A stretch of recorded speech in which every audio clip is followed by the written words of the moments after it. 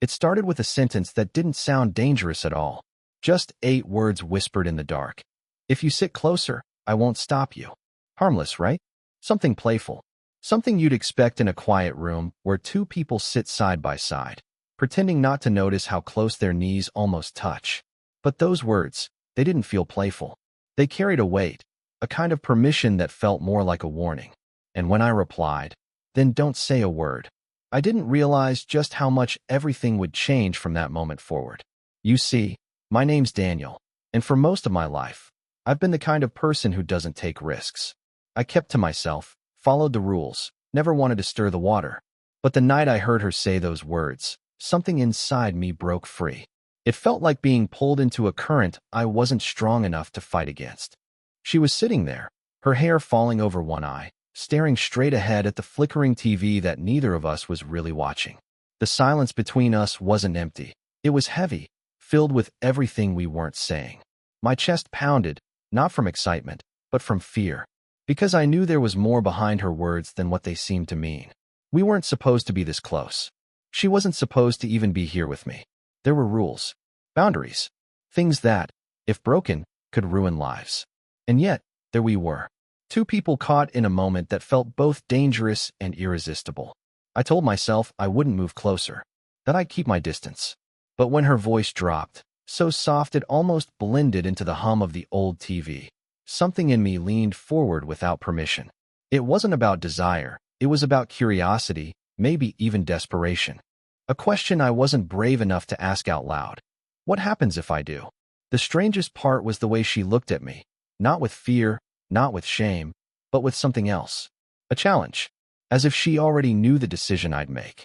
That's when I said it. My voice was steadier than I expected. "Then don't say a word."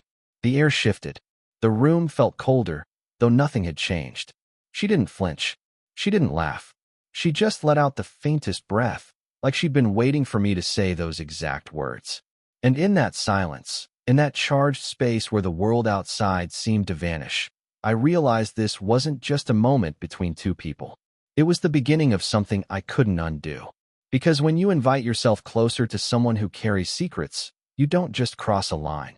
You step into a place you may never come back from. And as I inched forward, my heart hammering in my chest, I caught the faintest sound that made me freeze, something behind us, in the dark hallway, like a floorboard groaning under someone's weight.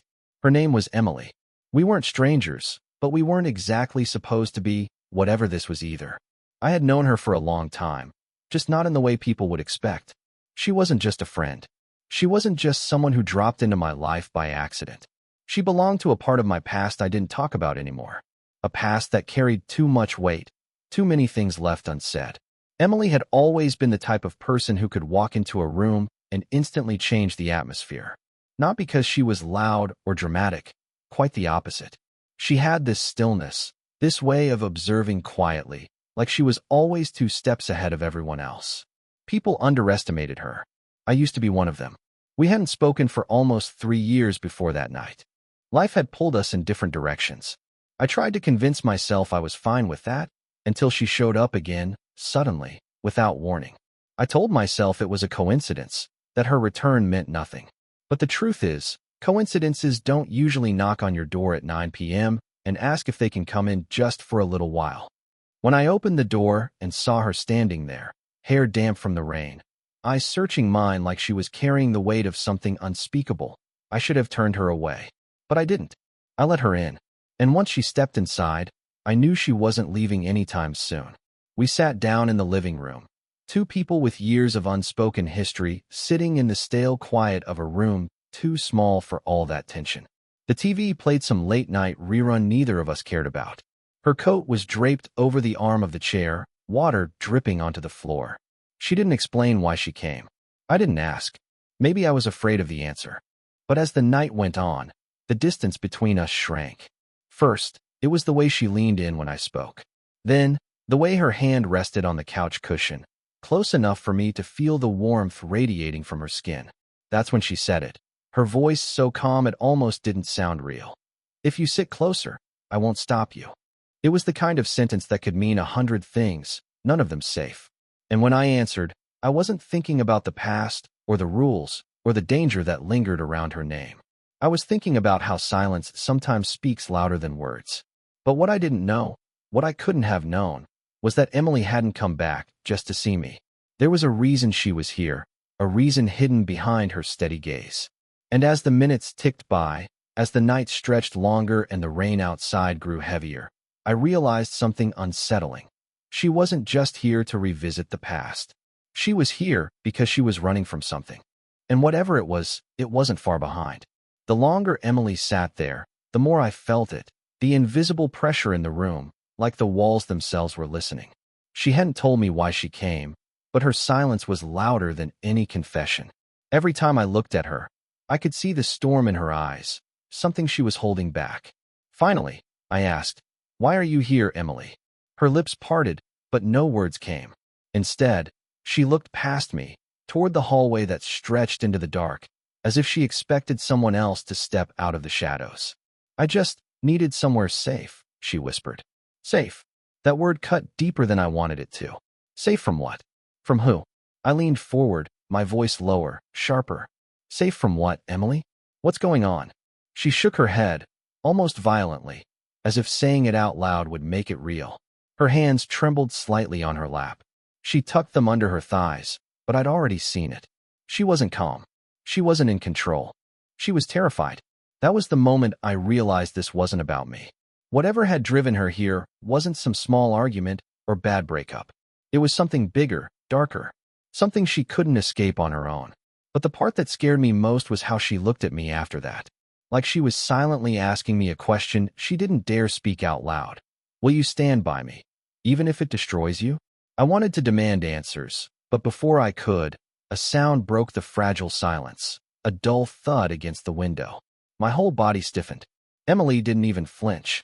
She just closed her eyes, as if she'd been expecting it. I rushed to the glass, heart racing, but outside was nothing but rain sliding down in streaks, pooling at the sill. No footprints in the mud, no shadows lurking, nothing. When I turned back, Emily was standing now, her face pale, her breath quick. "They're already here," she said softly, almost to herself. I froze. "Who's here?" Her eyes met mine, and for the first time that night, I saw raw fear in them. "You shouldn't have let me in, Daniel," she whispered. The words hung in the air like smoke. "You shouldn't have let me in." My chest tightened. The rain outside sounded louder now, hammering against the glass as if the whole night wanted to push its way inside. Emily stood in the middle of the room, her arms wrapped tightly around herself, her eyes darting from the front door to the hallway like she was calculating escape routes. I tried to steady my voice. "Emily, what are you talking about? Who's here?" She didn't answer. Instead, she moved closer, her hand brushing mine with a kind of desperation that made me shiver. Her skin was cold. Too cold. "Just trust me," she whispered. "Whatever happens, don't open the door." That's when it started, the sound. At first, faint, almost hidden beneath the storm. A slow, deliberate scraping along the outside wall, like nails dragging against wood. My stomach knotted instantly. I turned toward the sound, but Emily grabbed my arm. "Don't," she breathed, shaking her head. I wanted to pull away, to see for myself, but the look in her eyes rooted me in place. That wasn't just fear. That was knowledge. She'd heard this before. She'd lived through it. The scraping stopped. Silence pressed down on us. I could hear my own heartbeat, quick and uneven, in the hush that followed. Then came a knock. Gentle, almost polite. 3 taps. Pause. 3 more.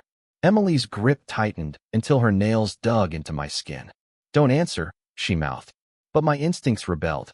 Who knocks on a door in the middle of a storm at nearly midnight? And why would Emily act like the very sound was a death sentence? "Emily," I whispered, forcing her to look at me. "What did you bring here?"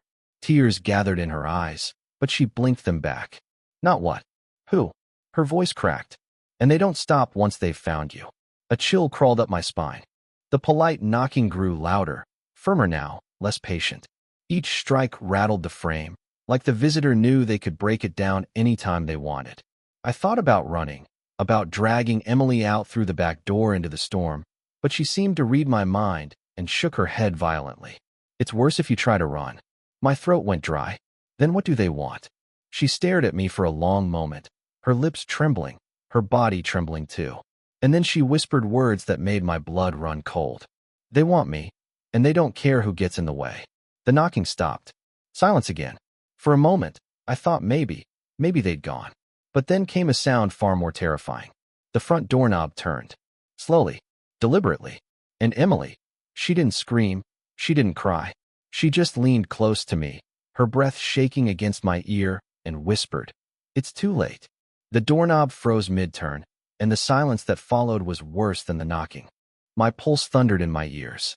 Emily clutched my wrist so tightly I thought her nails would break skin. Then, without warning, the lights flickered and went out. The room plunged into darkness. I could hear the storm outside, but inside, something else moved. Not at the door. Inside. Behind us. A faint shuffle across the hallway floor. A breath that wasn't mine. I spun, straining my eyes against the dark, but Emily didn't move. She stood rigid, trembling, whispering one word over and over under her breath. No. No, no. That's when I saw it. Not a person. Not exactly. A figure, shadow thin, standing at the far end of the hall. Still, watching. Its outline flickered as if the lightning outside barely wanted to touch it. And then Emily's voice broke, raw and trembling. "Daniel, I never left them. They followed me because I belonged to them." My blood went cold.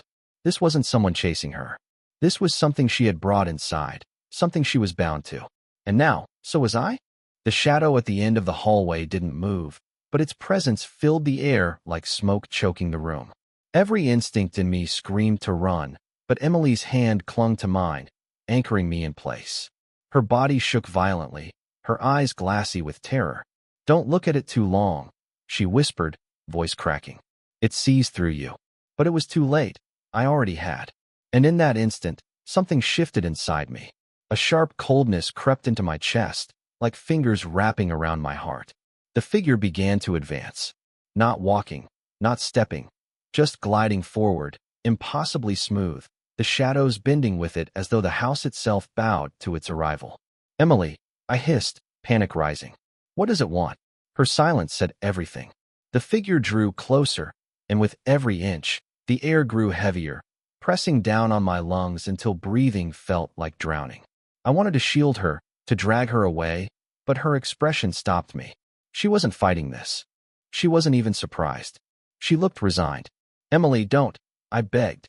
Tears streaked down her face as she whispered, "It only takes what's offered. That's why I came to you." The words cut deeper than any blade. She hadn't come here to hide. She had come here to trade.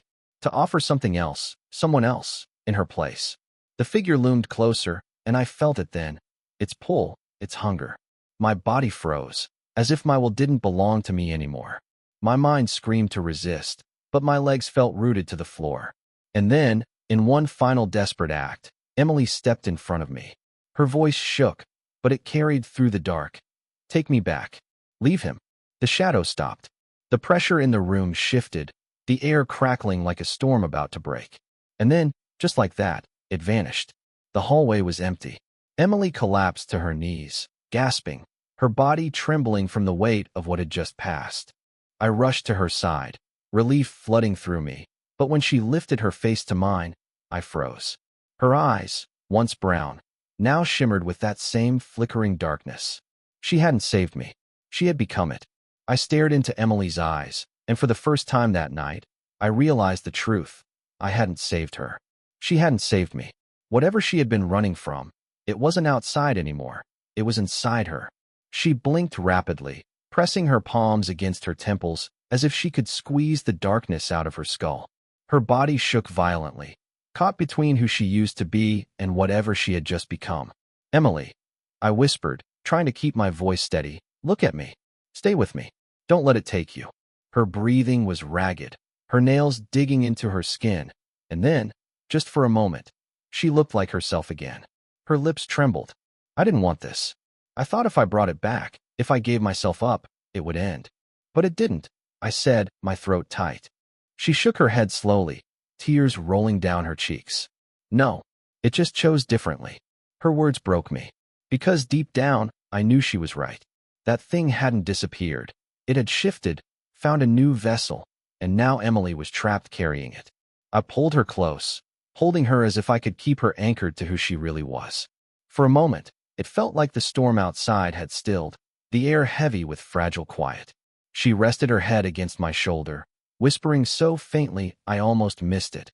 "Promise me, you won't let it spread." I didn't know what that meant. Not fully, but I nodded anyway.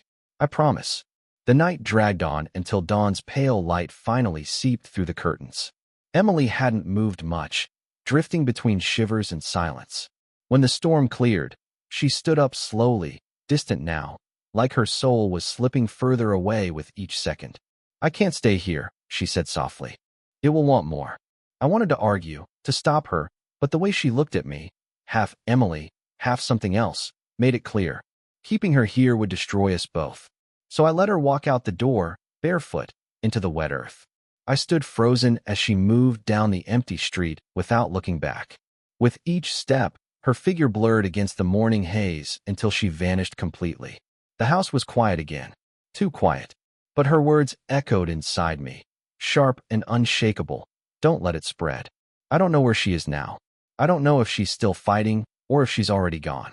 All I know is that the night she came back, she left something behind, inside me.